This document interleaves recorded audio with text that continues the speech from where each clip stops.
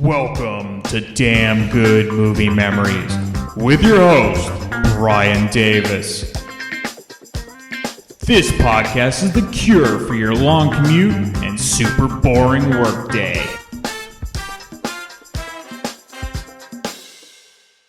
You catch that fish yet?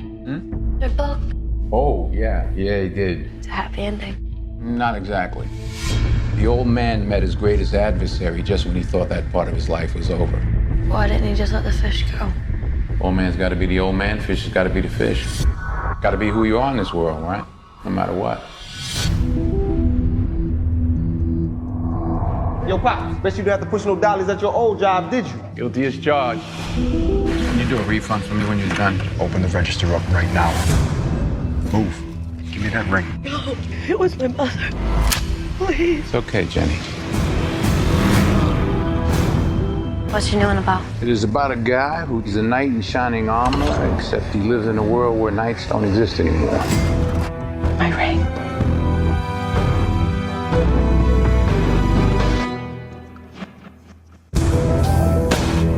Think you can be anything you want to be. Change your world. I promised I would never go back to being that person. But when somebody does something unspeakable to someone you hardly knew, you do something about it, because you can. I'm here about a girl.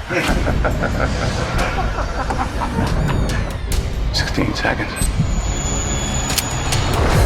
Afraid to make a single stop. Afraid I will never find a way out. So here I am and I will not run. 19 seconds.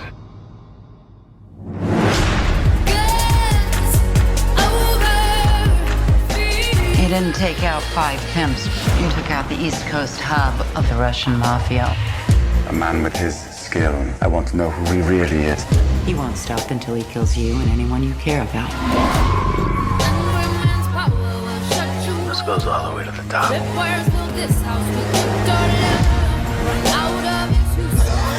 Had enough? Because I can keep going. Brick by brick, body by body. What do you see when you look at me? What do you see when you look at me? It's too late to start over.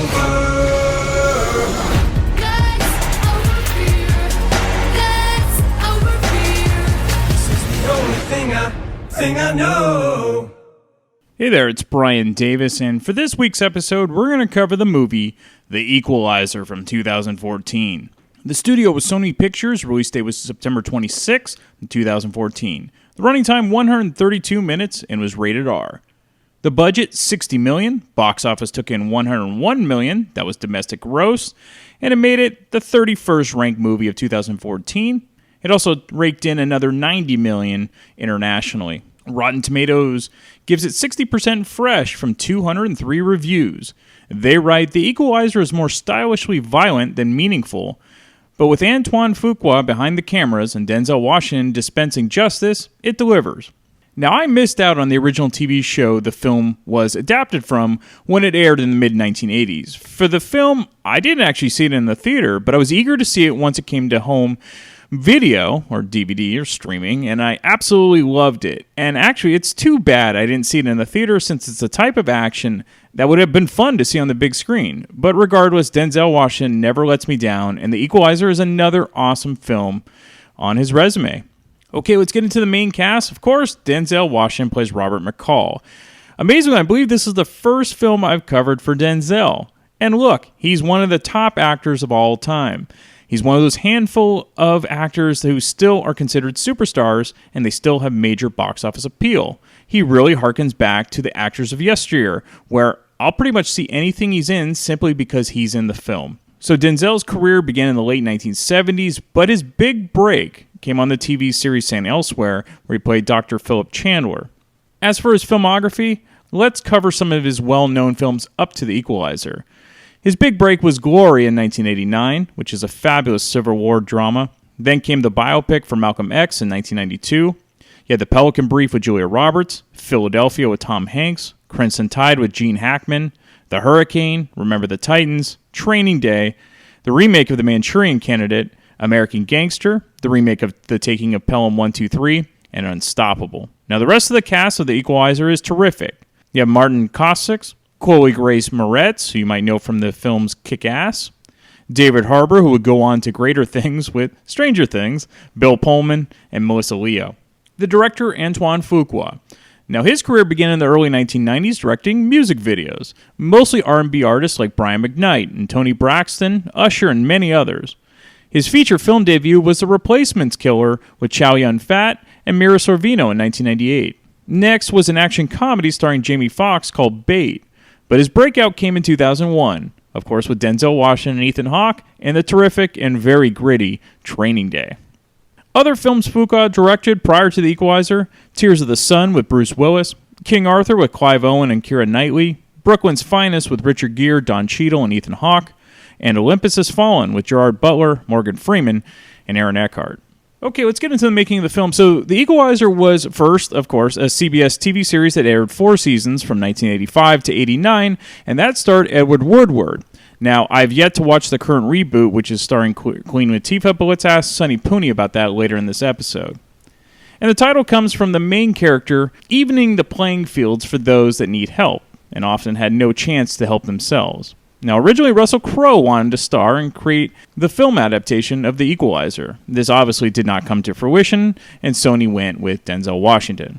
Screenwriter Richard Wenk initially wasn't interested in a film adaptation because he viewed the project as a TV show. But when he found out that Denzel Washington was going to be the lead, well, he jumped at the opportunity. Denzel asked one question when the producer told him they wanted to build a franchise for him. He simply said, "Why?" And they responded, "What if superheroes were real?" And Denzel started to grin, and he understood what the film would be about. The human being nature of this superhero is what drew him to the role, and the complexity of the character is what makes Robert McCall great, but Denzel takes it to the next level. The great part about the film is that the filmmakers don't spell out everything about the main character's past. I think too often, filmmakers don't give the audience enough credit, and they overdo it with backstory. Sometimes, a little ambiguity is a good thing. It allows the audience to grow and move with the film. Now, the script originally had no backstory about Robert, so Denzel Washington contributed much to the character's background and backstory, including Robert McCall having obsessive-compulsive disorder, or OCD. In addition to his daily physical and fight training before filming, Washington met and interviewed several real-life OCD sufferers in order to gain insights about how to play that disorder correctly. Now, what other actors love about working with Denzel is that he is giving to other actors. What this means is that he works with his co-actors to figure out each scene. Sometimes big-named actors don't do this because they've gone beyond that point. But Denzel doesn't do that. He's never lost his love of the craft, and that's why no matter what film he's in, he's always top-notch. It's like an athlete who prepares for each game like it's a championship game. Of course, the producers were thrilled to get Antoine Fuqua on the film. Denzel was the one who recommended Fuqua after their terrific collaboration on the film Training Day from 2001. Fuqua loved the script and really liked how it allowed a director to go a bit deeper with each character. And it was Fuqua who brought in real Navy SEALs and special ops guys who gave insight about hand-to-hand combat.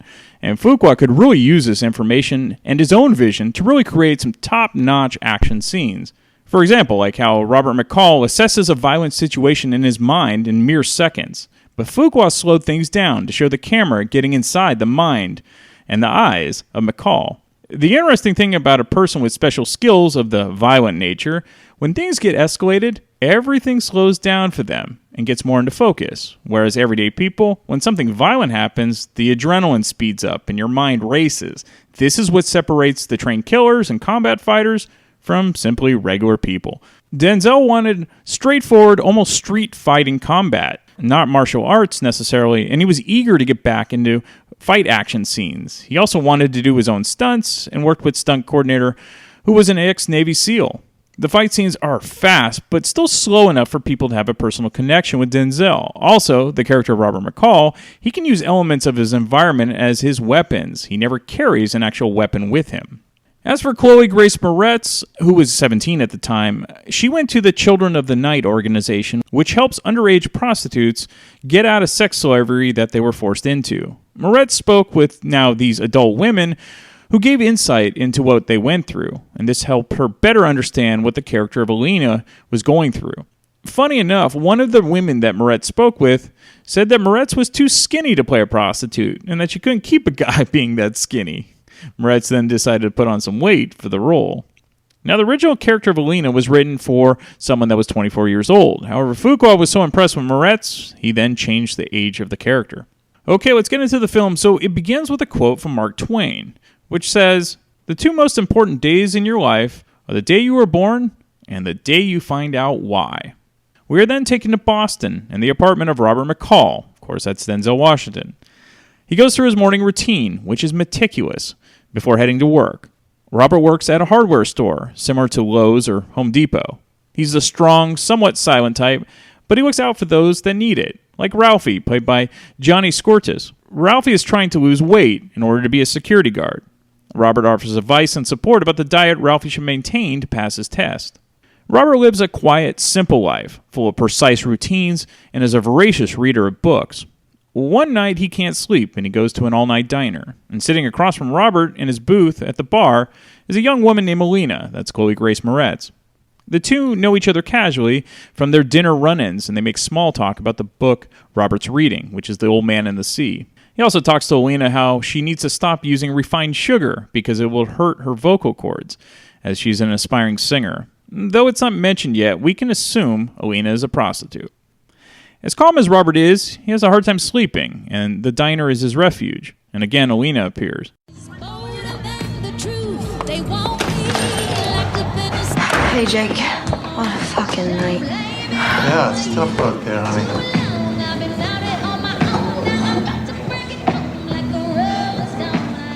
Here you go, kid. Thanks.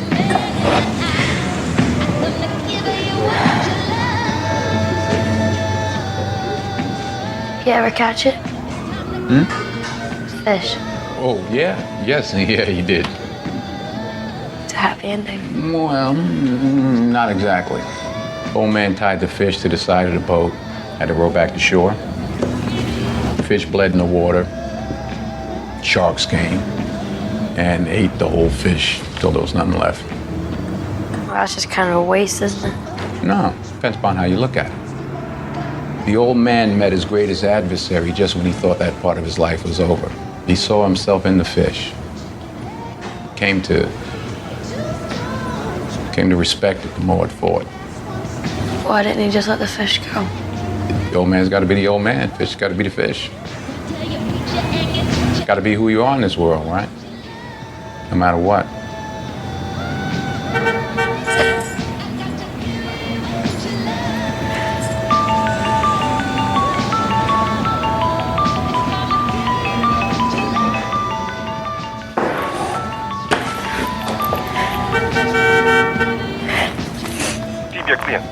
Ja nie patrzył.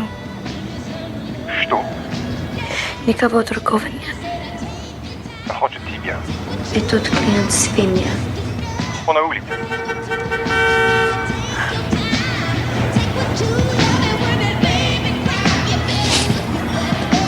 How much to take? Don't worry about it. Go make your living. Thanks, Jake.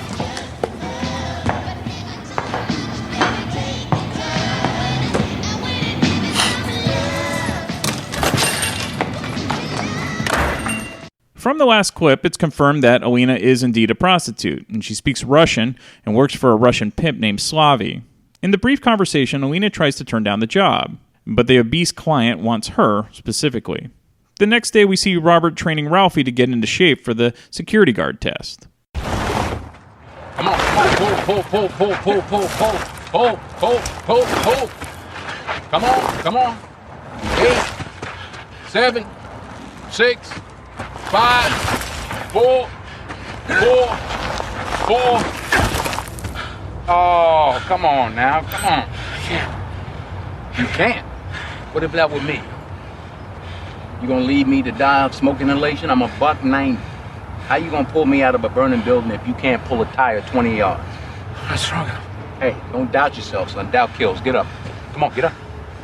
Get up. On your mark, get set, pull. Come on. Who's gonna make security guard? Who's gonna make security guard? Who's gonna make security guard? There you go. I like it. Let's do it again.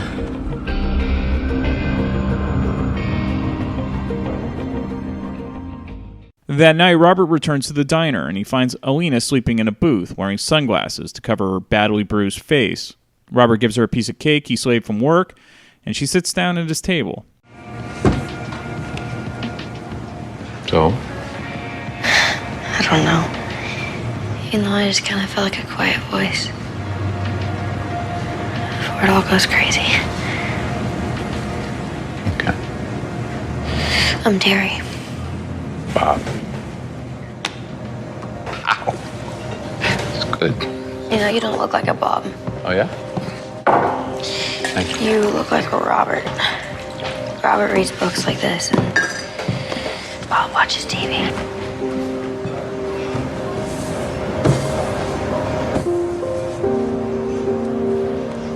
My real name's Alina. What happened to your face? Something stupid.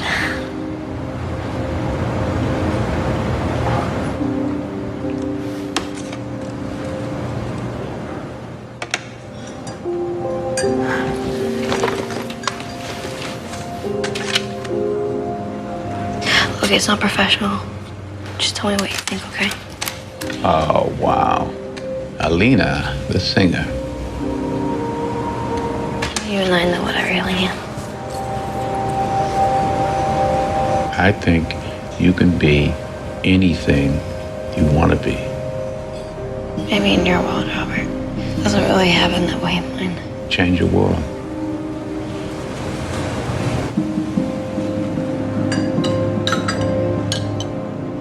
There's no ring.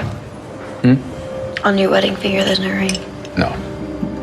No Mrs. Robert at home? No. Was there ever? Once. Did you break her heart? She broke my eye. You know, I see a lot of widowed guys. Something in your eyes. You know, it's not sad. It's just kind of lost, you know?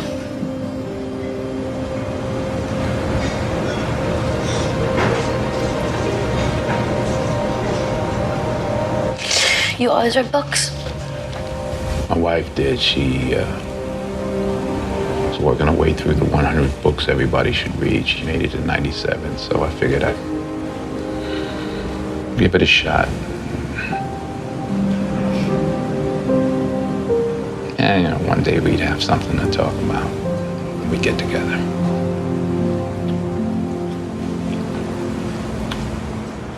Wow, 100 books. Yeah. Holy moly. How many have you read, Robert? 91.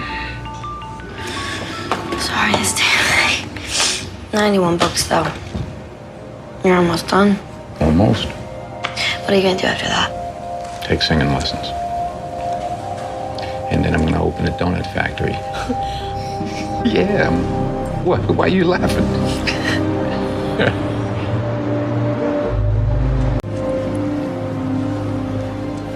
You know, I love being up at this hour. Yeah? Yeah, you know, everything's so dark. It makes everything seem possible again. Me, I can't sleep at night. Yeah, well, I get to hear your stories. What's your new one about?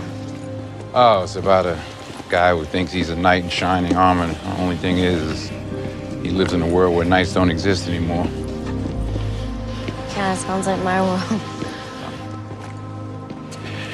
I'm just up the block. I'm gonna grab a cab or something. Thank you for the quiet voice, Robert. You're very welcome, Alina. Yeah. Catch you around, all right? Good night. See you. Что ты сделала, а? Что ты сделала с этим клиентом? Slavi, он меня ударил, all right? The fuck you think you are? It's all right. It's all right. Поняла? It's all right. It's all right, Robert. Чего на звонки не отвечаешь?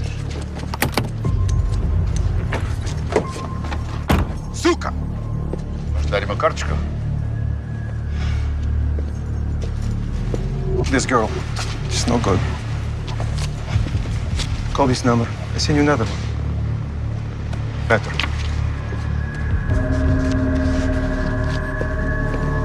Давай. Не стайся. Звони. Понял?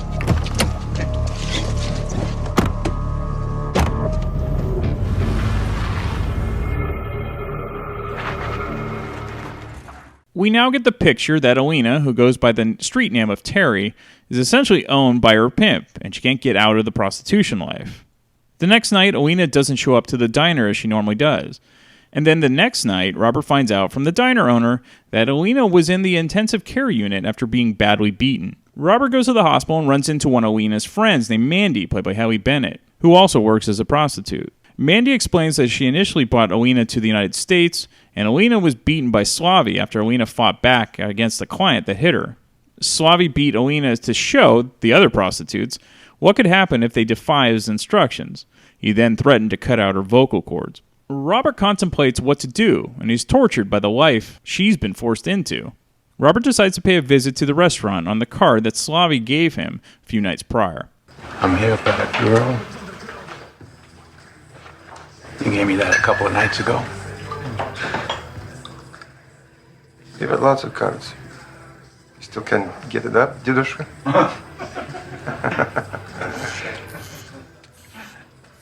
I'm here about a certain girl. She got beat up pretty bad. I'm thinking that maybe you have wrong address, Dedushka.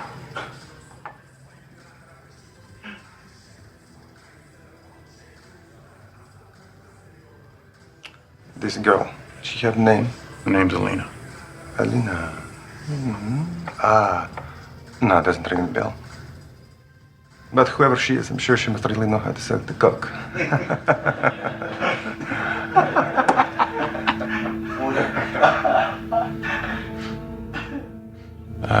Okay.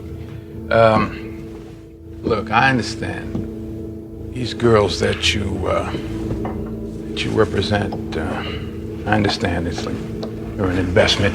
So, I can give you $9,800. It's cash. You're wanting to give me $9,000. $9,800. Cash. For what? For freedom. Ага. Посмотри на него.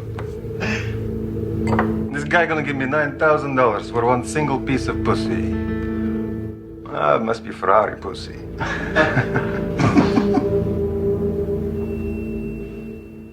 Fucking Americans think that you can come into my place of business and just buy whatever you want. Beautiful Russian girls, no problem. Just throw down this bullshit money. You fucking insult me.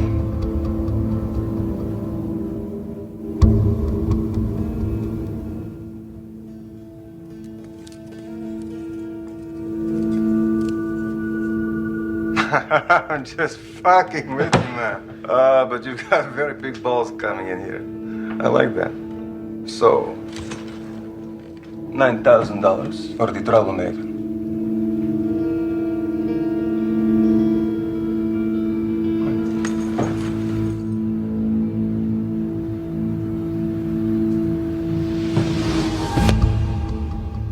One month.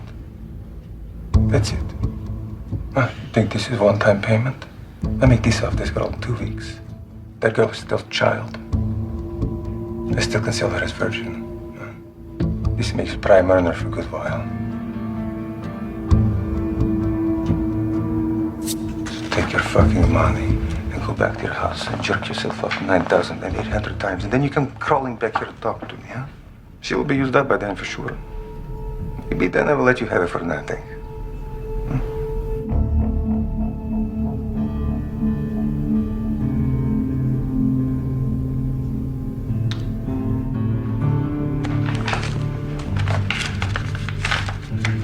Okay.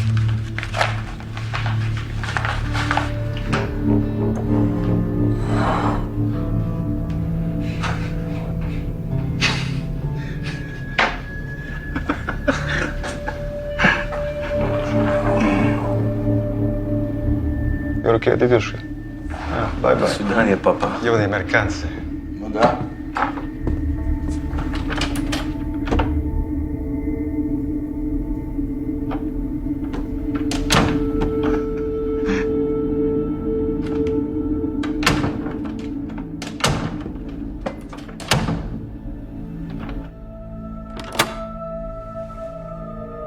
You forget something? Тоже такая.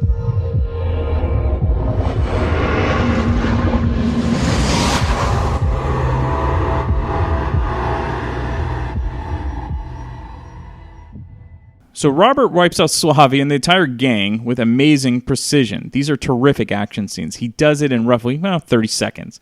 Now the cool part about when we see Robert go to work is how we get into his mind, and it's translated on screen in slow motion about how he sees each action of the person and his surroundings before he even makes a move. It's really well done. Robert has some final words for the butchered Slavi.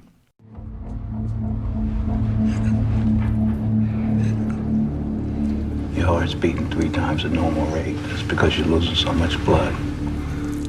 About 30 seconds, body's gonna shut down, and you're gonna suffocate. Helena, the girl you beat half to death, her life's gonna go on. Yours is gonna end right here on this funky floor. Over $9,800. You should have taken the money. How are you? 26, 1,000. 27, 1,000. 28, 1,000.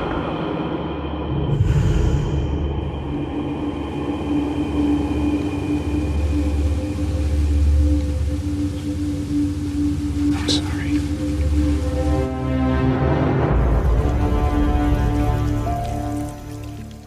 Robert goes on with his life like nothing happened. However, the man who Slavi worked for, a Russian mob boss named Vladimir Pushkin, sends his top enforcer, Teddy Renson, played by Marton Csokas, to find out what happened to his men and eliminate the person responsible. We figured 2, maybe 3 guys kill them all that quickly. It was a power play. No one saw it coming. None of our informants heard about this going down. Security system's hard drive was taken, so we're blind in here. All we know is 1117, waiter goes up, tray of food, finds him dead. I want images from every security camera within a 6-block radius. If you have any trouble, call that number. And it will be taken care of. Phones charged and on. I tend to call it odd hours. Now, if you drive me to my residence. Hey, yeah, wait a second, Mr. Sunshine. What do I look like to you, a fucking chauffeur? This is out of town. You're a fucking guest.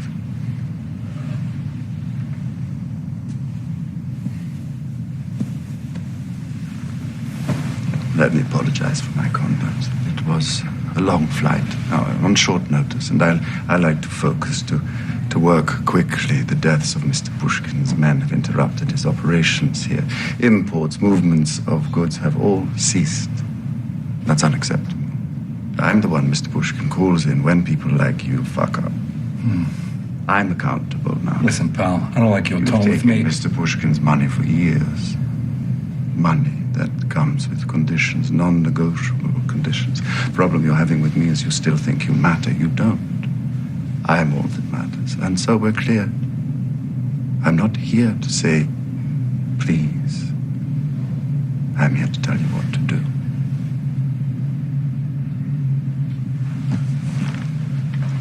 You ready for business? We open tomorrow. One of the men that Teddy was speaking to was Frank Masters, played by David Harbour, who was a dirty Boston detective on the payroll of the Russian mob. Now, Teddy's first stop is a local Irish mobster that goes by Little John. Listen, Teddy, I already checked this out. The Irish are clean on this one. They had nothing to do with it, huh? Come on, what are you going to do? You're going to sit down with all these guys? I'm telling you. Yes, I understand. Duly noted.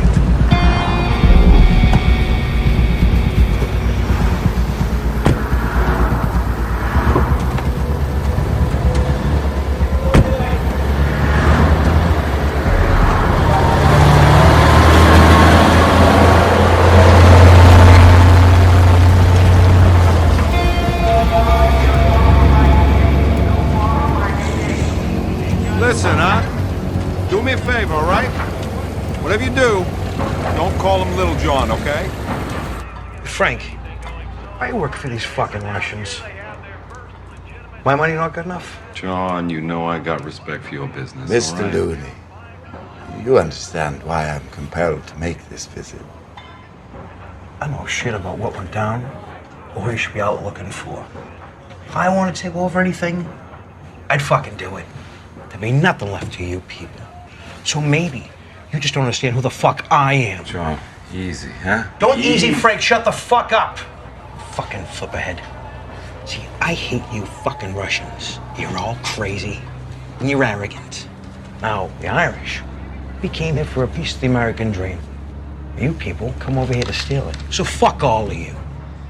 Well, Mr. Looney, I appreciate your candor. It's refreshing and lets me understand that you're not smart enough to have done this. Fuck. Which brings me to my next issue.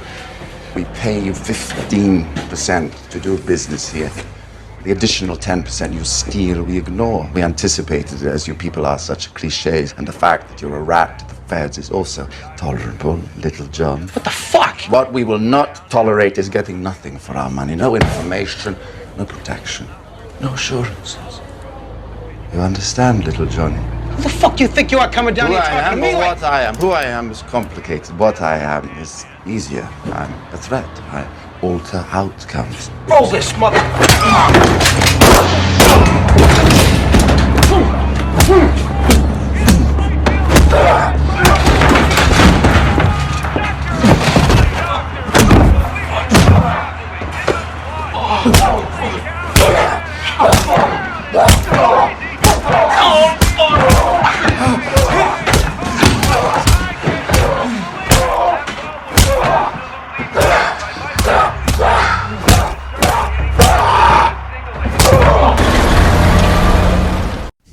That was quite the beating, and Teddy has sent a message to the other mobsters in Boston.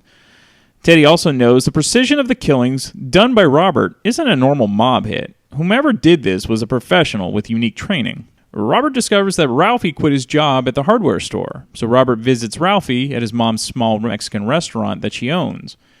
There has been an electrical fire, and Ralphie said that he needed to quit to help his mom with the repairs. But Robert is suspicious about the fire, and we can gather that there's more to this story. Robert asks Ralphie directly, but Ralphie won't divulge anything and tries to divert the conversation. Robert finds out what's going on a few days later. Vámonos. We're closed. Get out. Let's go. Time to go. Mami, venga aquí. Nice to see you. Mami, venga aquí.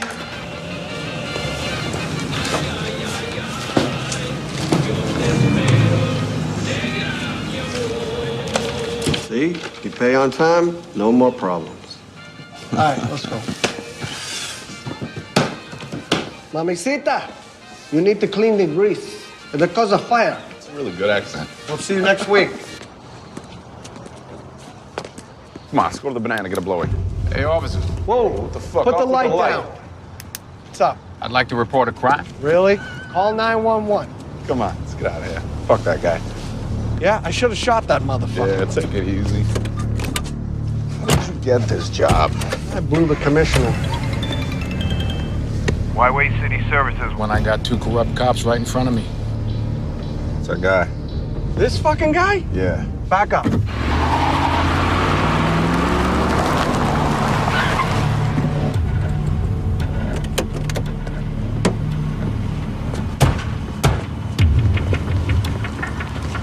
How'd you get that fucking number?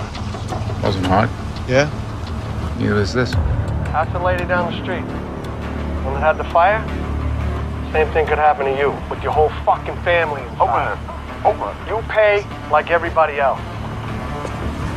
How many copies? One. Yeah, you must have a death wish, pal. What the fuck do you want, huh? Huh? Those people you took the money from, maybe you should give it back. Why would we do that? That would be the best interest of everyone involved. Really? Yeah. Well, maybe our best interest is to tie a cinder block around your waist and throw you in the fucking Mystic. Huh? Let's do that. It's a good idea.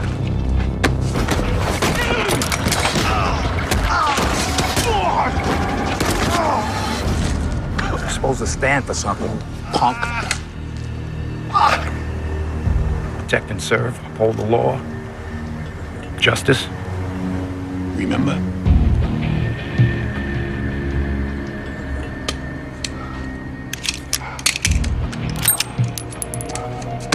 Fuck out. Tomorrow you'll have returned all the money you extorted from those people. You'll tell them it will never happen again. You do that and this video will never be seen. Don't, and a half an hour later you'll watch the uncut version on every news outlet in the area. Now I'm offering you a chance to do the right thing. Take it. That fucking hurt more than the beating. That's how it's done, and I love films like this. The nomad who helps others, and if you mess with him, it doesn't end well, including corrupt cops. Ralphie's mom gets back her cash from the badly beaten cops, and Ralphie now returns to work at the hardware store. And shortly thereafter, he passes his security guard test. He's now a guard at the hardware store. Teddy goes to Mandy, who believes she knows about the mystery man who wiped out the mob. All the other girls claimed that you were very close to Terry.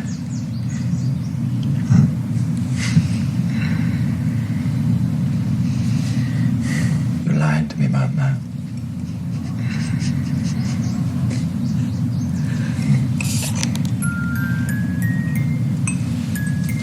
It's pretty.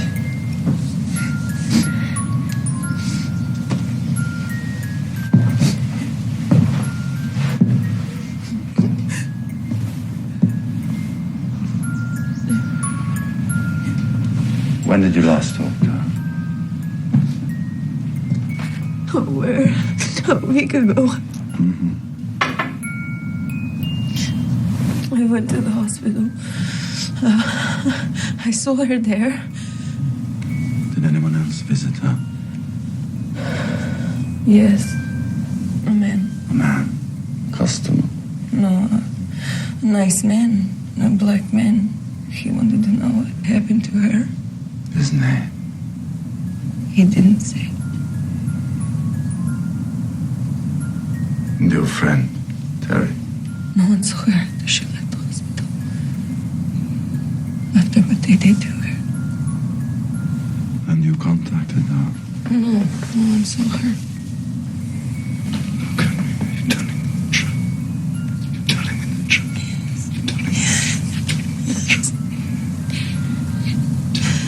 Yes.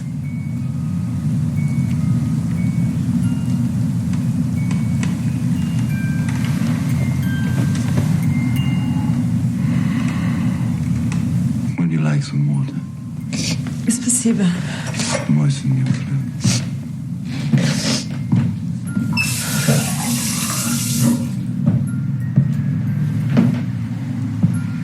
Thank you. Sweet. My angel. Yes. Please. Please. Nay. Please. Please. So beautiful. Please, Teddy. So Please. the secret. Please. Please. Please. You're me. Please.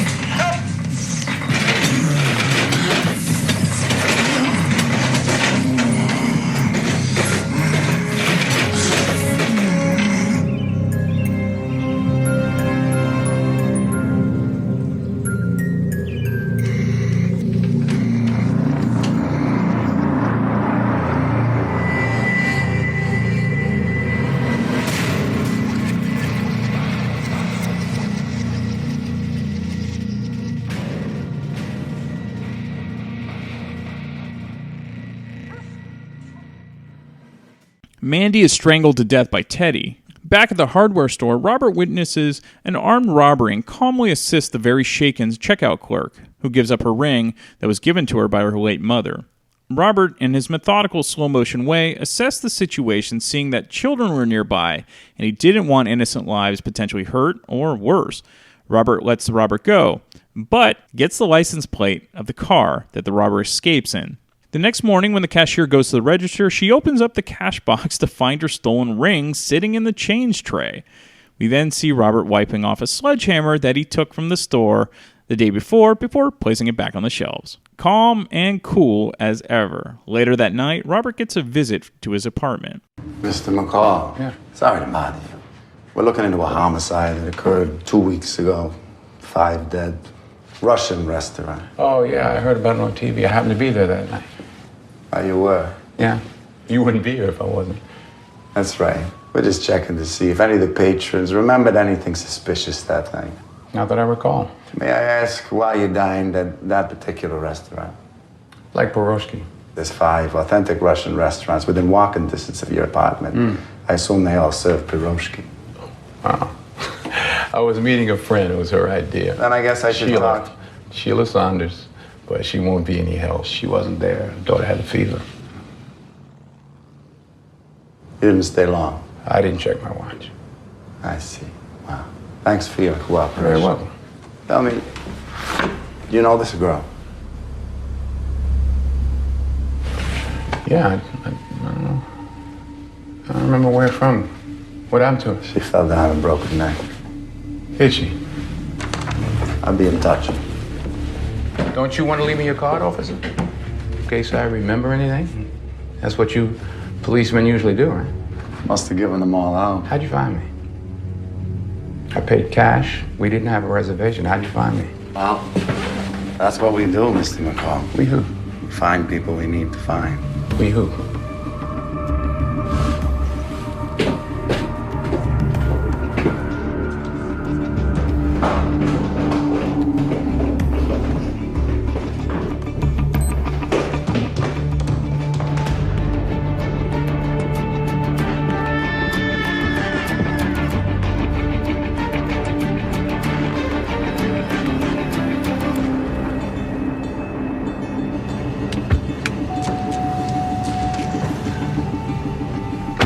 Everything about him is wrong.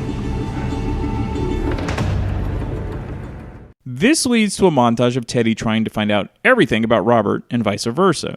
Both are now on the hunt for each other, and things come to a head at dinner one night. Celtics.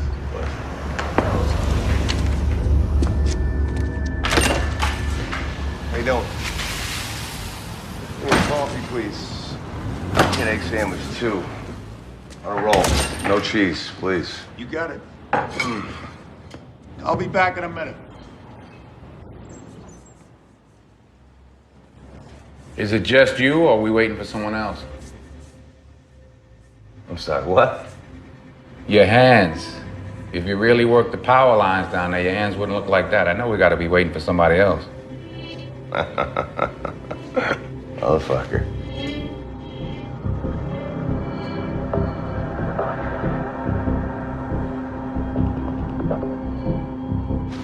Hands where I can see him. We take a little walk across the street, me and you. Black Denali. Here we go.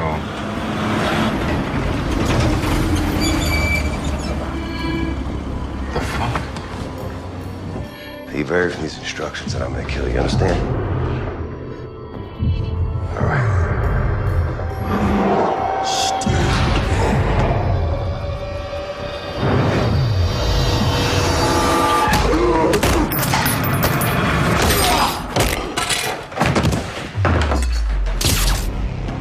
The fuck is this?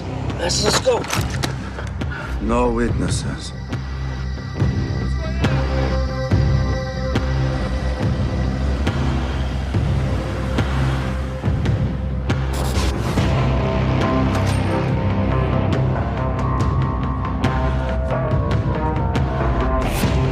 What the fuck? Let's go. What the hell is this guy doing?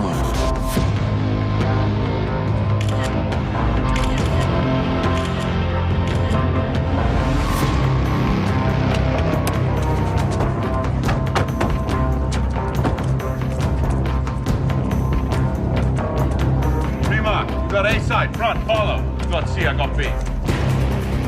Alive? Yeah, alive. I'm on it. Robert gets away by taking out the first guy in the diner. He shorts out the power, then takes pictures of Teddy with his phone, who was sitting in a car across the street. Robert escapes on foot, and in an abandoned yard takes out the dirty cops and then takes their phone. Teddy and the dirty cops then go to Robert's apartment. Robert treats a wound on his leg while the guys try to break in. Unbeknownst to Teddy, Robert has another apartment and has set up his regular apartment to be bugged with cameras and fake airline tickets and air sickness medication to give the illusion that he's on the run. However, Teddy doesn't fall for the ruse and knows Robert is watching them. Robert decides to then visit his friend Susan Plummer, played by Melissa Leo, and her husband Brian, played by Bill Pullman. Susan used to work for the DIA, which is the Defense Intelligence Agency, where Robert also used to work. Robert wants to know who Teddy is and asks for Susan's help. We also find out from a conversation with Brian that Robert is supposed to be dead. His death was all faked, funeral and all. Robert wanted a fresh start to his life, and this was his way out. Susan still does consulting work for the DIA and gives Robert the intelligence he needs, which includes the main boss, Vladimir Pushkin. Pushkin's influence is tied not only to the police, but politicians, which is why he's allowed to exist without the fear of punishment. And then Robert comes along and screws everything up. We also find out that Teddy's real name is Nikolai Yachenko, who was part of the Russian secret police.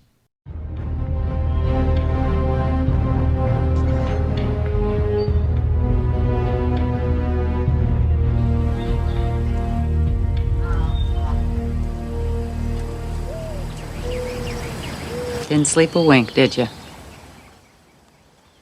Hey.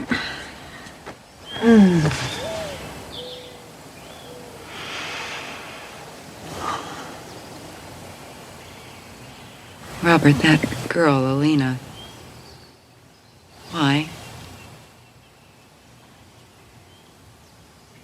I couldn't tell you why. It mattered why what they did to her, that mattered to me so much.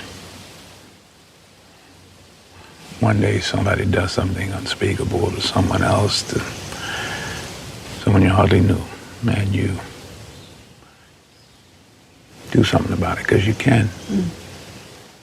Because it's who you are? Who you've always been? Sometimes we make the wrong choices to get to the right place.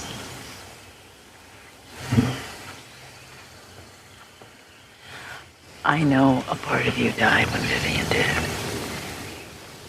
But not the part she loved the most. Go be him.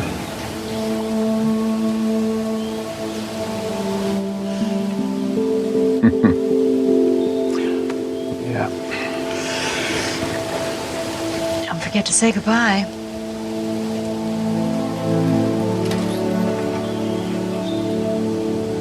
Bye.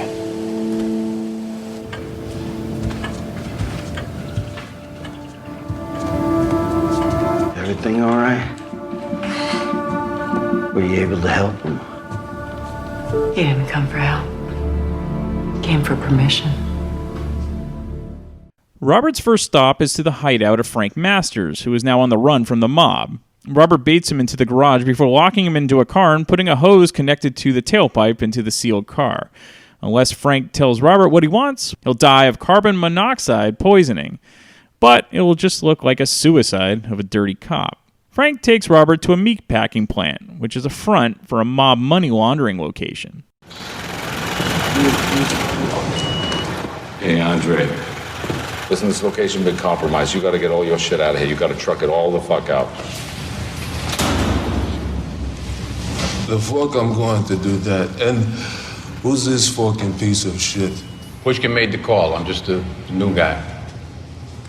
Pushkin. Pushkin. Pushkin's fucking money. What the fuck you give a fuck, Andre, huh?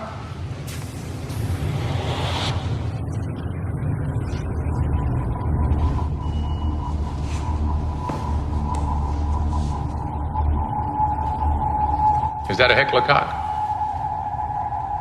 This? Yeah? My Vera Rook. Bogus Nash. What is he saying? Huh? I don't fucking know. Can I see it? Oh, you want to see my gun? Yes and no. No, fuck! All right! Whoa! You're so fucking nuts! Fuck! All right. Everybody settle down. Frank tells me you're the man, Andre. Yeah? He says your guys are incredibly loyal toward you. They'll do anything you say. So if you tell them to put their guns down, lay down on the floor with their hands behind their back, they'll do that, won't they?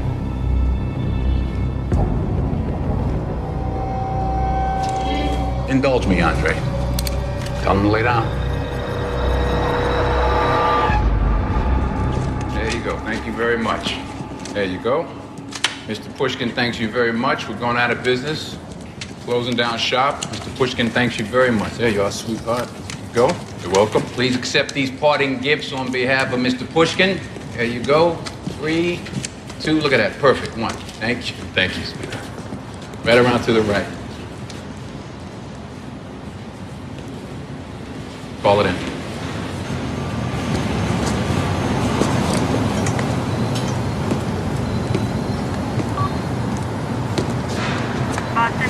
Detective Frank Masters, I'm 1013, 155 Warren Street, rear entrance. Repeat, Detective Frank Masters, 1013, 155 Warren Street, rear entrance.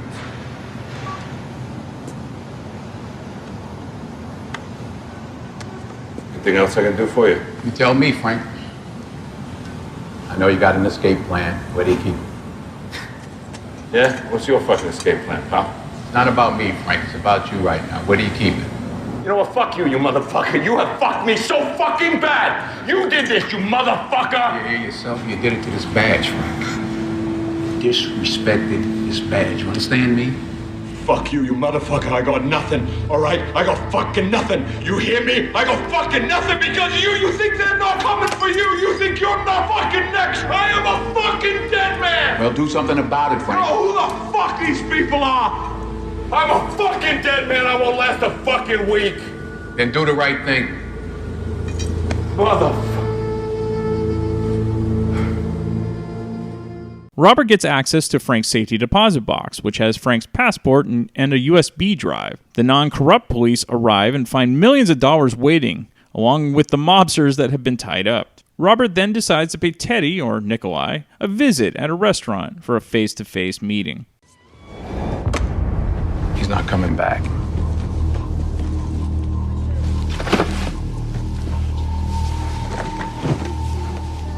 Had enough? You certainly have my attention. Because I can keep going. Brick by brick, dollar by dollar, body by body. Or you can call your boss and tell him to shut down his operation. Tonight. That's not much of an offer. That's the only one you're gonna get. When you pray for rain, you gotta deal with the mud, too.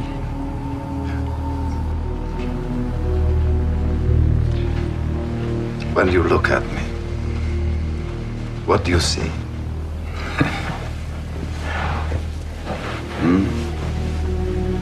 The answer's nothing. I have no feelings about you one way or the other. You're like lint or a bottle cap. You're just a thing to remove. I knew a Russian police captain back in the day. He told me about a case he worked on. I can't remember the guy's name. He was a famous scholar, lived in Moscow. He was a humanitarian, an author. Anyway, he decided to share his abundance with someone less fortunate. And even though he had 5 beautiful children, he opened his home to a 6th, an orphan 12-year-old boy.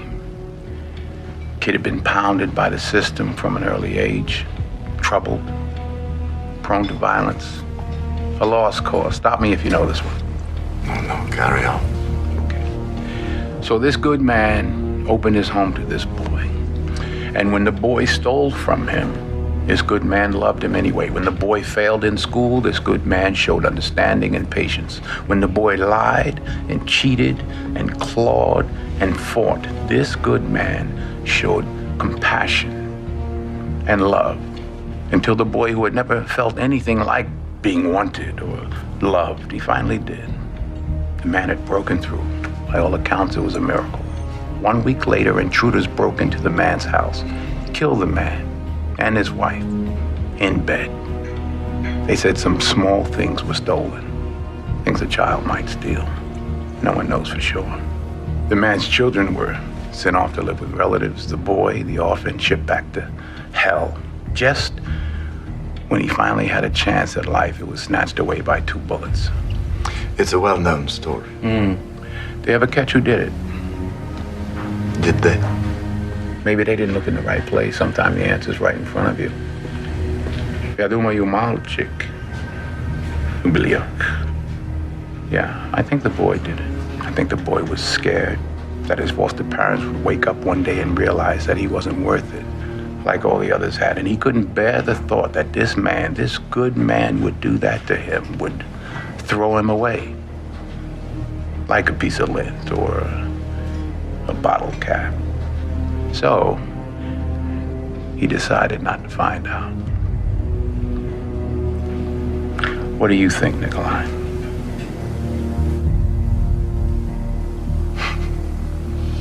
You think you know me. You strike me as a sentimental man, Mr. McCall. That's surprising. I don't possess that chip. I never could understand what comes from feeling that way, except weakness. The men I killed, your men, I gave them a chance.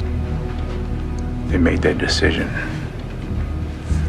I'm giving you the opportunity to make yours. Thank you. You're welcome. You let me know when you decide. Of course. I've done some bad things in my life, Nikolai. Things I'm not proud of. I promised someone that I loved very much that I would never go back to being that person. But for you, I'm going to make an exception.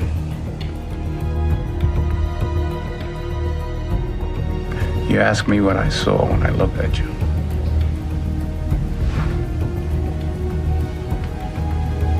What do you see when you look at me? Now, that was an awesome scene, and Denzel is rightfully recognized as one of the greatest actors of all time. And praise also must be given to Marton Csokas, who plays a terrific villain, which makes The Equalizer such an awesome action thriller. All right, there's about 30 minutes left, and the ending is action-packed and very well done with a terrific showdown at the hardware store. And so if you're into action films with terrific acting, well, I think you should definitely see and check out The Equalizer. I must say I love how the Robert McCall character always gives the worst of the worst a chance to change their ways and redeem themselves. And it's always on them when they decide to ignore the warnings, and then they face the consequences. All right, some fun facts. So for the part of Alina, Anna Kendrick, Kelly MacDonald, and Nina Dobrev were considered. Melissa Leo is the only actor to be in both the original TV series and the film. She appeared in one episode during the first season. Chloe Grace Moretz had a Russian teacher as a dialogue coach for the movie, and the coach helped her with little cheat sheets with phonetics written out about how it should sound. Now, there was a sequel released in 2018, and I will cover that at some point, and as of this recording in 2023, there are plans for a third film with both Denzel and Antoine Fuqua returning. All right, we have three special guests. It's Metal Mike Tyler and his co-host Bill Roseberry from The Metal Mike Show, which you can always hear on thatmetalstation.com every Friday night. They join me. And also Sonny Pooney from the Grown Up Rock podcast, also Podcast Rock City. He enjoys Denzel and, of course, this movie, so we did have a nice discussion about the film. And then I'll be back next week for yet another random movie from my DVD collection. All right, we're back with the dynamic duo of Metal Mike Tyler and Bill Roseberry, who joined me again to talk about a terrific action movie that is actually, it's been around for a while now, and it's even had a sequel. So welcome back, guys, and Bill. I hope you enjoyed seeing this movie for the umpteenth time, I'm assuming. Yeah, I really love it, except I just don't find that old English guy looks that tough, whenever I watch it. I knew this was going to happen because there's so much out there, but I'm assuming you watched the 80s TV show instead of the Denzel one, right? Yeah, I did watch another one, though. Queen Latifah, she's pretty tough as the Equalizer, too. Was that the right one? So, this is the bane of my existence. I give all these great titles, and they just keep remaking shit in Hollywood, and they're ruining everything. So thank you for doing that, Bill. Yeah, no, I'm kidding. Yeah, of course, the one with Denzel is by far the best version of the Equalizer I shouldn't say that. I've not watched the TV show with Queen Latifah, but okay. I mean, it's Denzel Washington. I mean, I did watch the one in the 80s. Okay. But when this movie came out with Denzel, it was a perfect character for Denzel. Agreed. Great. Mike, did you watch the original 80s TV show? And if not, have you seen the current version, which is on CBS with Queen Latifah? I vaguely remember watching the original a few episodes. It wasn't bad, you know. Obviously, with me being the comic book guy, I'm all about vigilantism, and you know, I wish there were people like the Equalizer in real life. And yeah, I remember, and it was pretty good. The one with Queen Latifah, I cannot really comment on because I have not watched it. Okay, there's just so much stuff to check out with streaming and everything, and I just get overloaded, and it's just like, and I mean, I like Queen, you know. Sure. I'm sure she's a pretty big gal, man. So I'm sure she could equalize some shit if she wanted to. But you know, and I don't mean that as a fat joke, ladies. So don't get all mad at me. You know, I actually do like Queen. I think she's kind of cute for a thick chick. But well, that just got you canceled, Mike. You just got canceled now. I don't care. Fuck it. This will be the last episode that Metal Mike is on the. You know, yeah. It really was a damn good movie memory. Thank you, Mike. Yeah. Oh well, damn. You know. Anyway. We love Mike. We love Queen Latifah. We love everyone, right? We do. I like thick girls, so you know. Doubling down. Hey, man, tripling down. I'm going to say something else. I've kind of become a little bit of a chubby chaser in my old age. So anyway, yeah, man, your female listeners are going to be like, "Fuck this guy." And for the next episode, we're going to do Shallow Hal. How about that? I actually love that movie. I think it has a really good, strong message. So anyway. It does. All right. Coming up to a podcast near you. All right. Okay. So I'll to stay on task. Yeah, I love this movie. What's funny is I went to the theater to see it. Actually went took a gal on a date. She was a thick chick, so there you go. And yes, sir. But true story. But hey, she was cute. Right. So anyway, so I loved it.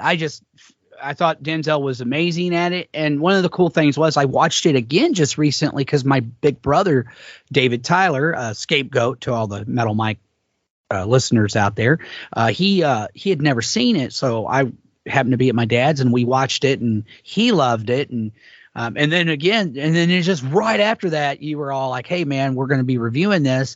And I watched it again with Bill. Don't mind. Love this movie. But what's ironic is I've not seen the sequel yet. So I have to do that because I just found out recently a third film is currently in production right now. Which is great. So I'm like, hell yeah. Yeah. But no, I thought this was a great movie. I think Antoine Fuqua is an amazing director. I've almost enjoyed everything he's ever done.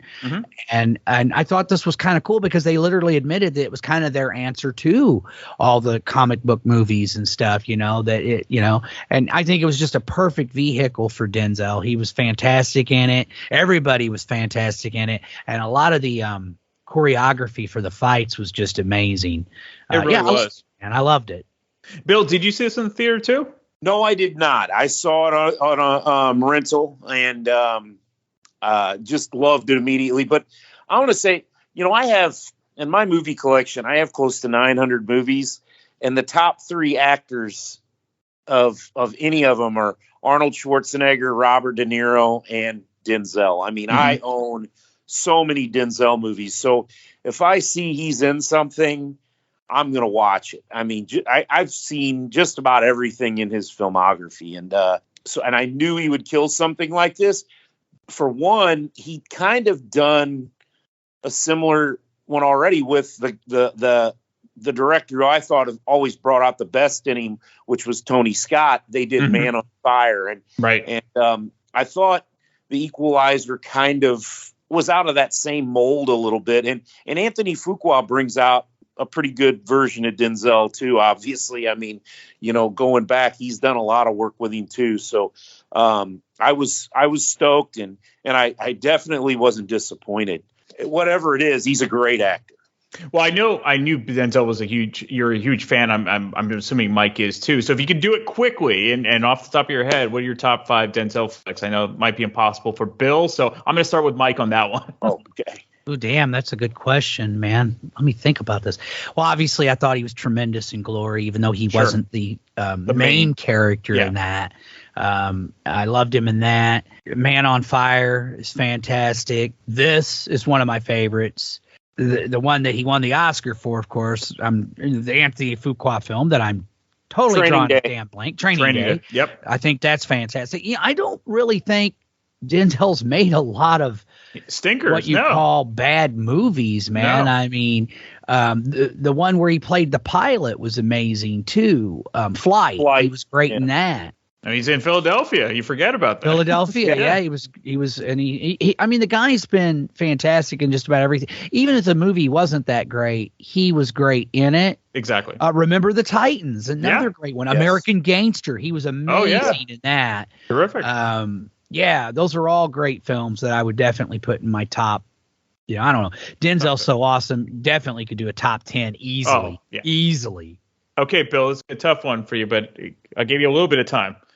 Yeah, so I mean, Mike took some of my thunder because Glory, Training Day, and A Man on Fire, those would all be in there. One that would definitely be in there for me is Fallen. Oh yeah, love that movie. Good one. The twist in that movie, if you've never seen it, you got to pay close attention. It'll piss you off at the end that you didn't figure it out. And then I would say probably Remember the Titans would round out my top 5. But I'm going to give a couple other kind of movies that maybe people aren't familiar with Denzel, which would be Devil in a Blue Dress. Yep. A great movie. And one of his very early works where he's not the star, but A Soldier's Story. Oh, yeah. That was like in 84. Yep. Yeah. I mean, and he's great there. That actually, man, what was his first name? Rollins, that was on the show in the Heat of the Night. I can't think of his first name right now, but yeah, he was the star. He's the star of that. He unfortunately died a drug overdose. Yeah.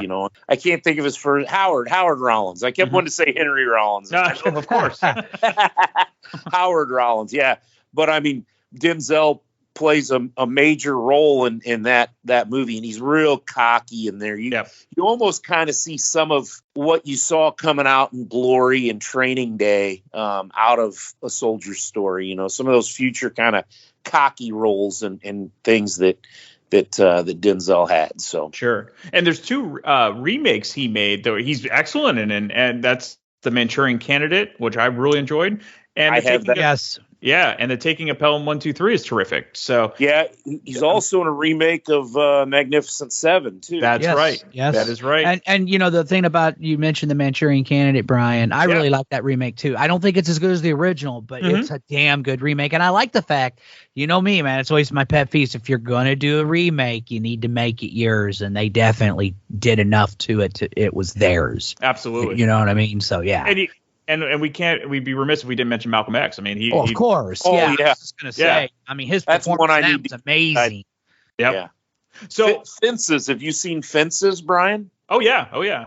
That's one of the recent ones. Movie with him, Viola Davis, and it basically it has more of a play type feeling. Sure. The whole movie takes place basically in their kitchen / living room or in the backyard, and it's really dialogue based. But it's a great movie. I mean, him and Viola Davis playing off each other can't go wrong. Sensational. I mean, I watched it and was captivated the whole time. It kind of had the same type of going back to like Raisin in the Sun type. Yeah. Where it's just real. You're watching this black family kind of struggle and deal with anger and all the things that were going on during those times, and it's done, like I said, set up more like a play. Just watch them kind of deal with their problems, and it just great acting. I think Denzel, I'm sure, I don't know for sure, but I'm sure that he probably learned a lot of his craft from watching Sidney Poitier. I was just going to say that. There are a lot of similarities between the two of them. Absolutely. I like a lot of old Sidney Poitier movies too. Absolutely. So. When you said Raisin in the Sun, I'm like, yeah, that's the obvious connection. He's done Sidney Poitier. Absolutely. So, I mean, the Equalizer is definitely an intense action flick, but I think the plot is kind of slow moving. It's kind of deliberate, and there's some character depth in it, which I personally enjoy. So what did you guys think? Or do you prefer Denzel doing like dramas, like straight ahead dramas, or do you like him doing action? Or is this just a perfect blend of the two? And we'll start with Mike on this. Perfect blend of the two. Perfect blend of the two, man. I just think, I like the way the film builds up. And at first you don't know much about him, and he's very like, one thing I noticed is he's kind of OCD about things. You notice that like right off the bat. He's everything's got to be a certain way. There's more to him than meets the eye. But he's also, obviously he's got a good heart. He likes helping people. He likes helping people achieve their potential. I really liked that. I thought that was a really cool touch to his character. Like the kid who wants to be a security guard, he's helping him out. Raleigh. Right, who I loved. And then the girl, totally. Chloe Grace. Grace. She was really good too. It was just a great film, and I just love certain scenes like where he goes to actually kind of buy the girl's freedom, and they, and I just love how he totally annihilates him within like seconds, it seems like, and then is telling the dude as he's dying why he's dying, how he's dying, and then just says, "You should have took the money." That's right. And yet kind of felt bad, like he didn't really want to kill those men, but it was just like, well, all right, man, and I just love that, man. I love the whole "don't start none, won't be none" shit, right? His attitude and how he was able to and they just couldn't get the drop on him no matter how hard they tried, man. He was always a step ahead of them, and obviously when you find out who he really is and what he really did, you're like, oh, okay, totally, man. And and it's just the moral of the story, to me, and it's something my dad's always said, you don't always know who you're fucking with, so to speak. Like, you don't know. Just because they look like, average Joe doesn't mean they are, man. And that's why you're just better off trying to live a good life. That's right.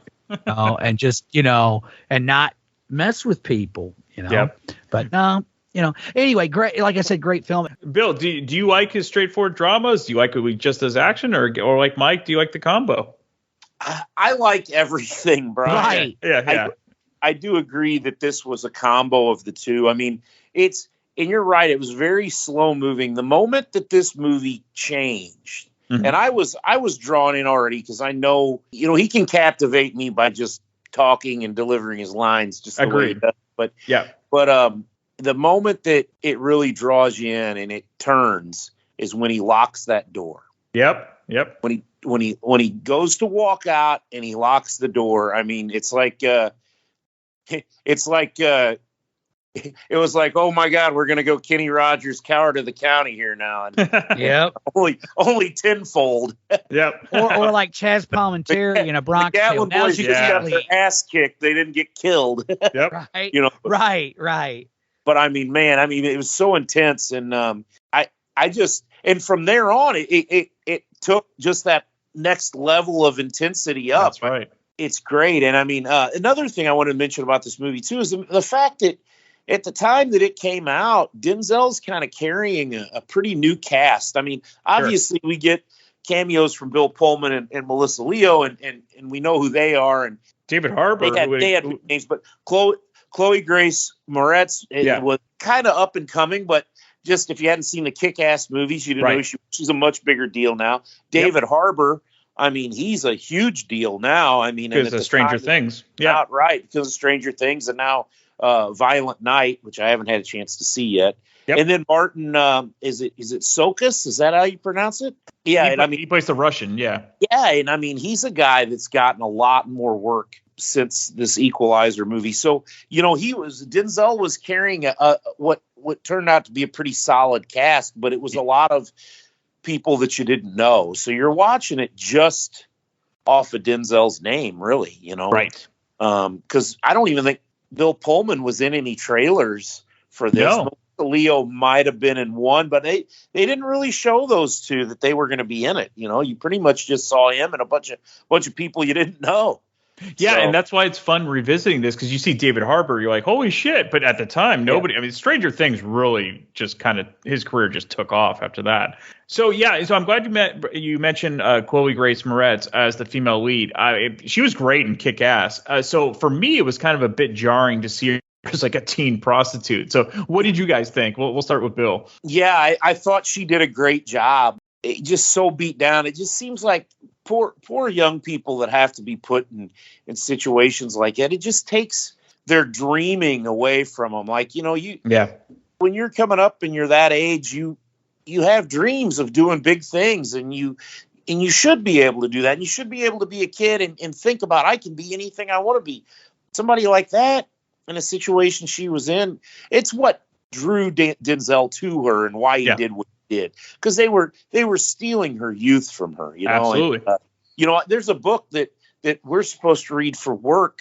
And I haven't read it yet, but it's called Life at the Bottom. And it's about people that are poor and coming from terrible backgrounds, and why they're so quick to give up on life, and why things are why they lack maybe the drive and the motivation that you do from somebody who's had a little bit more of a chance to grow and had a solid foundation of family and opportunity and things like that. And I mean, she kind of falls into that. She wants to be a singer, but she knows that's never going to happen. And I think that kind of broke his heart, and it kind of set the tone for the whole movie, Right. It was a perfect character setup, because in normal worlds, they never meet, because, why would a young woman be at a cafe at 2 a.m. And, right. Yeah. And Mike, how did you feel about her character, and how did you feel about her in particular in that lead? Or would you wanted someone else? Honestly, I didn't really think much about it at the time when I went to see the movie. And the reason why is I hadn't seen Kick-Ass yet. Oh, okay. So I wasn't really sure who she was, man. But I thought she was good in the role. I think Chloe's a talented actress and has pretty much been really, really good in everything she does. Kind of like that young girl, Haley Stanfield. I mean, I still think she was amazing in True Grit. Yep. She was just a kid when she played that role. And now, she's in all kinds of stuff, man. Well, let's wrap up. And so I'll start with Bill. For your last viewing of this, did you get anything new out of it? What were some of your overall takeaways from your last viewing? I don't know if I really noticed anything new that I'd missed before. I just think that there's more. I see more star power when I watch it now than the first time I watched it. I see the better. I notice these actors more in their talent than I did the first time. Before, it was just like I'm just watching it for Denzel. So that's the one thing I've noticed. And now as I'm looking back, I've seen the second one. I own the second one. Yep. So I've kind of gotten used to Robert McCall now and know kind of what to expect from him. So no, I didn't really get anything new. I just look forward to the next movie. And agreed. Yeah, it's kind of almost like a Bourne series type at this point. Yeah. Right, for sure. Yep. Mike, what were your overall takeaways from your last viewing? Well, because like I said, I just watched it recently with Bill, but I also watched it with my dad, and I hadn't seen it since I went to the movies, to be honest with you. I don't think I watched it. I don't know why. I just never got around to it because, like I said, I went to the theater, loved it, thought it was great. Just enjoyed it as much the second and third time around as I did the first time around. I mean, one of the things I noticed more is I paid more attention to some of the kills, not to be morbid, but how he's taking some of the dudes out and just some of the things he's doing. And the fact that, like I said, he's just always a step ahead of everyone, man. It's just, I mean, and who else but Denzel Washington could pull that off? Because he's just so cool, Yeah. So I mean, that's what I love about him. I'm like, man, this guy's so cool. He could like read the phone book, and I'm gonna go, all right, cool, I'm down with you. I mean, he's great. So yeah, man, and I can't wait for. I'm gonna watch the second one here soon, and I can't wait to see the third one. I'll probably go to see because I didn't, for whatever reason, I didn't go to the theater. I meant to, but it just never got around to seeing the Equalizer 2. So I gotta. That's my first thing I gotta do. Yep. And then after that, check out Part 3 when it comes out. I have it, Mike, so you can watch it. And then I'd like to go to the theater to see this third. Oh, for real? We'll have to do that, brother. Yeah, well, sure. I'm flying out to Southern Illinois. We're all big. We're gonna watch. There you go. All right. Too bad it's not coming out. You'll pay more. Hey, Brian, you'll pay more for your movie theater ticket than you will for your plane ticket, probably. At this point, you're right. So better get some free food out of it, Right. So as always, guys, you guys are terrific. Thank you for doing this. You can, of course, catch both Mike and Bill on the Metal Mike Show every Friday night, starting at 8 p.m. Eastern Time on thatmetalstation.com. Thanks again, guys. No problem, man. Always a pleasure, brother. Take care. We're back with Sonny Pooney from the Growing Up Rock podcast and Podcast Rock City, which, of course, is a Kiss podcast. Welcome back, Sonny. I wonder if Denzel's a Kiss fan. Well, he's kind of a jack of all trades. I wouldn't be surprised if he dug some Kiss. Yeah, you never know. That guy's all over the place. He is. Okay, so speaking of all over the place, I don't know if you watched it, but this is based on an 80s TV series. That's what the film is based on. And then, of course, now there's a current version with Queen Latifah, which I'm not sure if it's based on the original television show or if they're just basing it off the film version that Denzel stars in. So have you seen either one? I have never seen the 80s TV show. I didn't even know there was one until a few weeks ago. And I think I'm going to dig it up and watch it because I'm assuming it's going to be a little bit like the A-Team, maybe. The new show with Queen Latifah. Okay, I'm not the biggest Queen Latifah fan. I will say that. The new show was very good because we were, Nicole and I were fans of Person of Interest. And that went off the air and the Equalizer came on. And it was a good switch off for us to go, okay, we still have a show that kind of dwells in that realm and keeps us interested. And Queen Latifah's done a good job. Now, they've taken the movie and added in characters to basically support the Equalizer character. But it's a pretty good show. Are there any characters that match the film series? Not that I can tell, but you know what? I've not watched the movies enough to have the characters absolutely like memorized, if that makes sense. Sure. But yeah. I don't think Queen Latifah's last name is McCall. I don't think so. But now I don't even know if I know what her last name is. I guess I've never looked at the connection that hard. Okay. Let's get into Denzel Washington. I'm assuming you're a big fan of him. I have to be because it's my wife's number one. And he's no way. He's not Denzel. He's Denzel, right? He's not Denzel. I should ask her this question. So maybe you get, I don't know if she's around, but if you can, maybe what are her or yours top 5 Denzel flicks and where does the Equalizer rank for you guys in those? The Equalizer for her is probably going to be in the top 5. For me, it would be right outside the top 5. The ones we enjoy together, Inside Man was really good. We enjoyed Out of Time together. I enjoyed Crimson Tide, The Siege, American Gangster. Ooh, American Gangster. That's a good movie. So I enjoyed those more, where she probably enjoyed like Philadelphia more, or that, remember that Roman Israel one? Yeah. It just came out not too long ago. Yeah, she enjoyed that one. So we have some connections there, but in reality, our top 5s would be different. She probably liked the Pelican Brief too, Julia Roberts. I like that one too, actually. So that one's one that we would agree on. He really hasn't made many bad movies. It's like pretty much anything he's in, you're pretty much assured that even if the movie's not the best, he's going to be great. Yeah, he's never been the problem in any movie that we have watched that he's in. The issue to me has been either I'm not going to even try it because it just looks way too serious. Like, was there a movie called like Fences? Yes. Yeah. Okay. I think he produced it or maybe directed it. Yeah. And it won awards, right? Yes. Yeah. Not on my list of movies to watch. I don't watch movies that won awards. Right. They're probably very depressing and long. Yeah. Right. So I'm like, I no thanks. So I didn't even give it a chance. I'm sure he's awesome, but it's just not my bag. So did you guys see this in the theater or was it just like, okay, we found out this was out, let's check it out because Denzel's in it? Or was it just because it's, an action flick? Yeah, it had more to do with our kids were still young.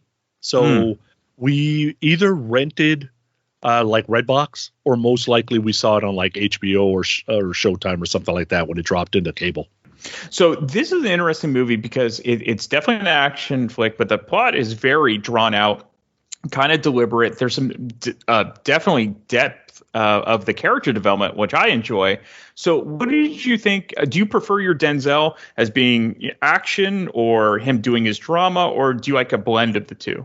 I like the blend of the two, but the blend that I like is action with, how would I say it? Like a sarcasm and charisma, right? So I'll give you an example. In this movie, when he's doing the whole Gladys Knight and the Pips dance thing.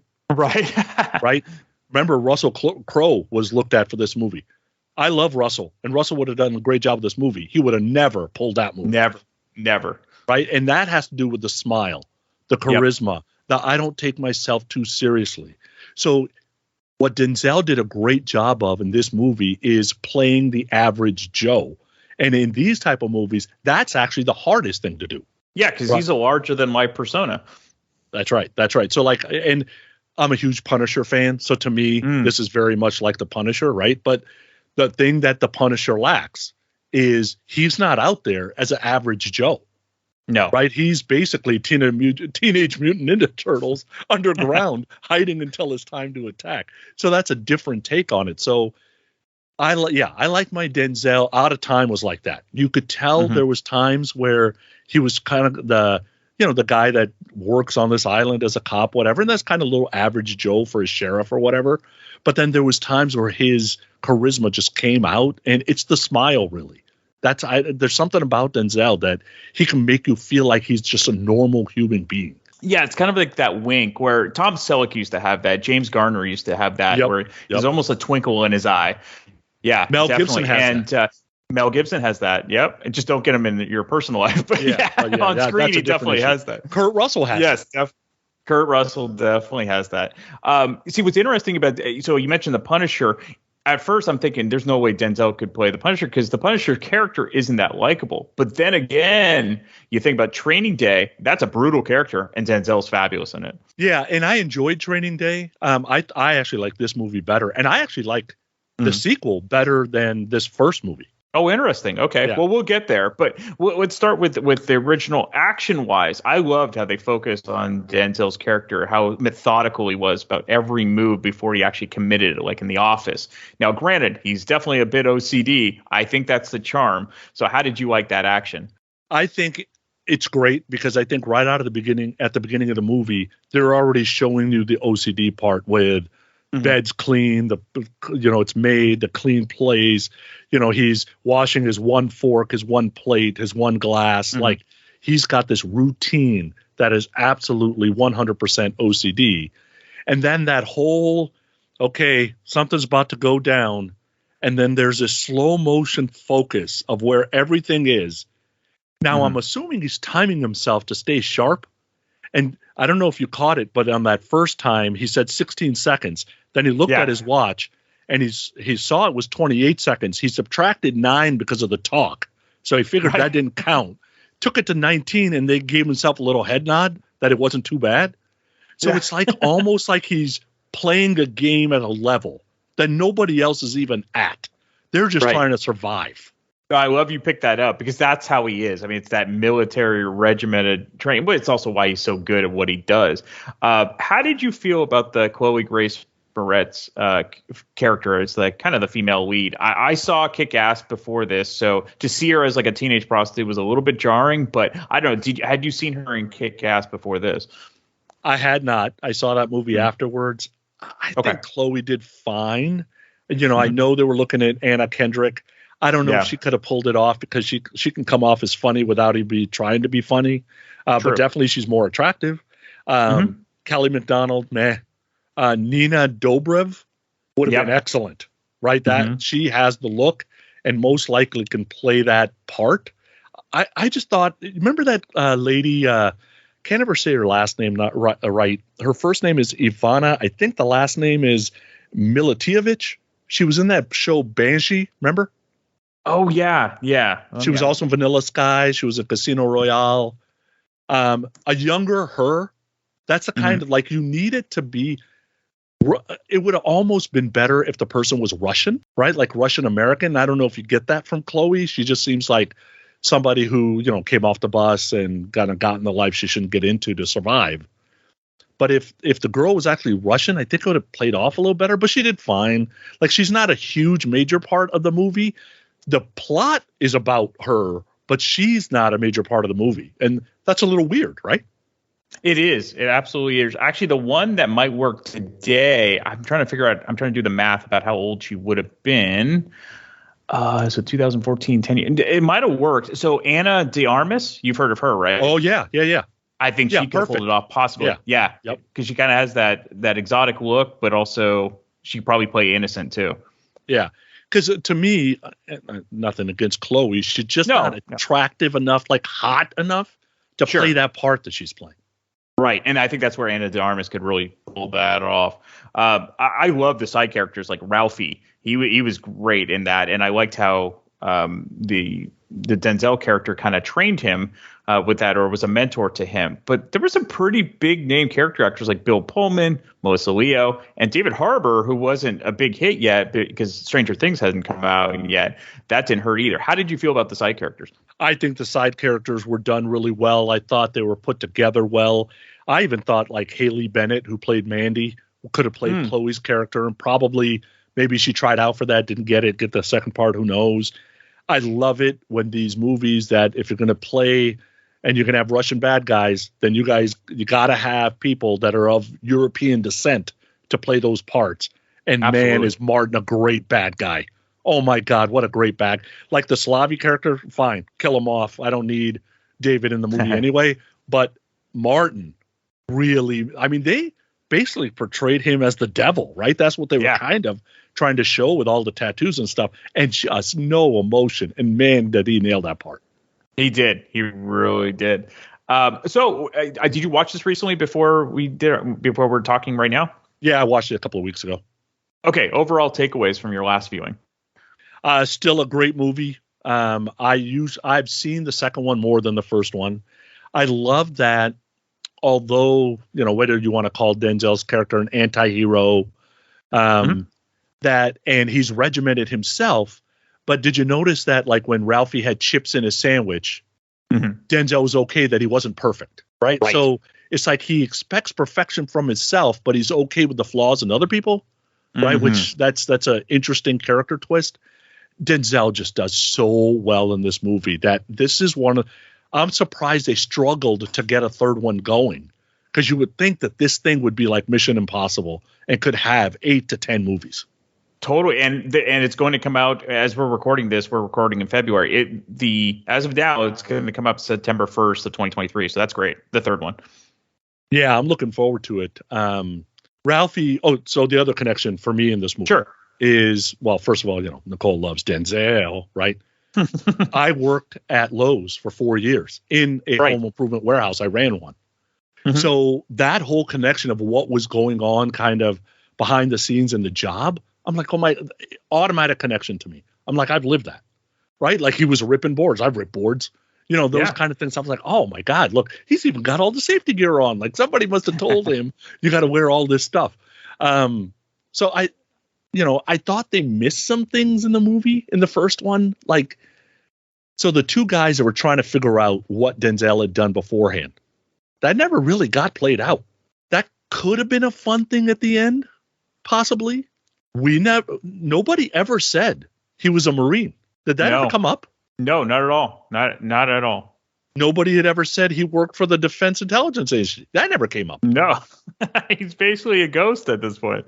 Right. So it was almost like, okay, I get it that you're trying to portray this thing as a ghost, but you got to at least tell us what his background is.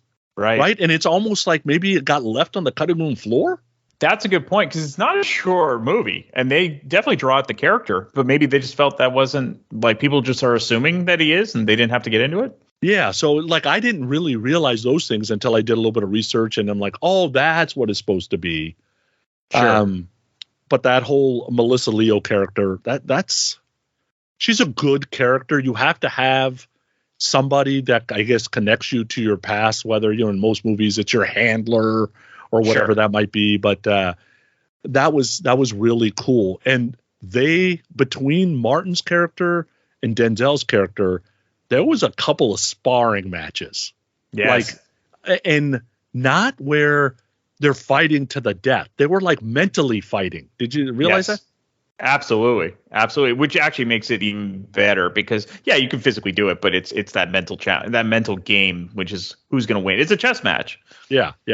And I like it that they're trying to connect to like the superheroes. So that whole leaving the bad guys tied up in the meat locker, that's very Spider-Man, right? You could have just left a note saying you're friendly neighborhood Marine or whatever. It's true. It's absolutely true. So we'll eventually cover the second movie because I do own it. So why do you prefer the second to the first? The quips are better, right? There's quips in this first one, and he's part of the Denzel character is he'll say things because he's educated, and he's trying to say a lot of things in the fewest words possible. And that in the second movie, if you watch it again and you listen for those, they come a lot more often, and they're actually more potent, if that makes sense, right? So I'll just give you a quick one from the second movie. There's a part in the movie where he says, "I'm going to kill each and every one of you. The only disappointment in me in it for me is I only get to do it once." That's a great line. Right? So those kind of things, there's a lot of them in the second movie. That's why I'm looking forward to the third, because normally when they kind of got that down, they don't let it go. Like, that writer usually knows what they're doing. Not only that, but I think it's important that for all three movies, and it's the same for the third one, same director. It's all going to be Antoine Fuqua, which is good. Oh, that's good. So that way you don't have this, like the Batman series is hard to watch when it keeps changing. It is. And actually, the Marvel movies too. It happened like with Iron Man. You saw, it wasn't the same. Yeah. And this whole hero behind the shadows, there's just something about it that I absolutely love. And I don't know if I love the underdog. I don't know if I like people who aren't the used car salesman and can do things that other people don't even know they can do. I don't know if it makes me feel better that there's people out there that can hold other people accountable, and it's not always got to be the police. I don't exactly. I think I like vigilante justice. Maybe that's what it is. Well, you must love Unbreakable then with Bruce Willis. Love it. Love it. I didn't bother. We're going off a tangent here, but I didn't see the sequel. Did you like Glass? I did not see it. Okay. It's like an unofficial sequel, kind of. Yeah, and I always start wondering about how do these people make money? Like, how's he get $9,800? Like, if that's his life savings, then he can never do it again, right? So it's like I start getting into the stupid. But I guess if you kind of stay away from the stupid and just imagine it's a movie, then all is going to be well. I think way back when it was easier to kind of suspend disbelief, but I think now with over 100 years worth of movies, you almost have to get everything right. You can't just live in fantasy world anymore. Yeah. So just in case the director is listening, I want to tell him about another miss. In the first one? Yes. Okay. You have Ralphie pulling a tire, wearing a Foreigner shirt, and you don't play a Foreigner song? Yes, that was true. That's a major miss. It would have been perfect for like Hot Blooded.